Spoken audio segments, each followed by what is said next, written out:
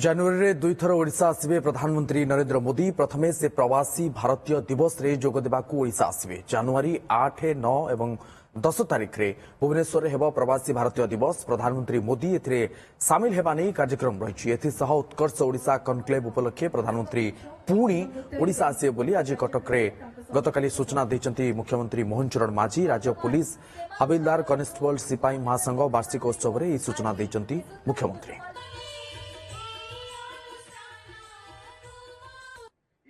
ଜାନୁଆରୀ 28 এবং 29 ତାରିଖରେ Utkarsh Odisha make in Odisha conclave 2025 ମଧ୍ୟ ହେବା ପାଇଁ ଯାଉଛି ଏବଂ ସେ କାର୍ଯ୍ୟକ୍ରମରେ ମଧ୍ୟ ମାନନୀୟ ପ୍ରଧାନମନ୍ତ୍ରୀ ଜି ଆସିବେ ଏବଂ ପ୍ରବାସୀ ଭାରତୀୟ ଦିବସର କାର୍ଯ୍ୟକ୍ରମରେ ମଧ୍ୟ ମାନନୀୟ ପ୍ରଧାନମନ୍ତ୍ରୀ ଆସିବେ।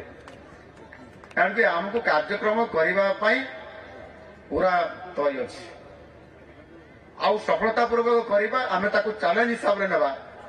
ମୋର ଆପଣମାନଙ୍କ ନିକଟରେ ଇଏ ଛୋଟିଆ ପରାମର୍ଶ ଅଛି।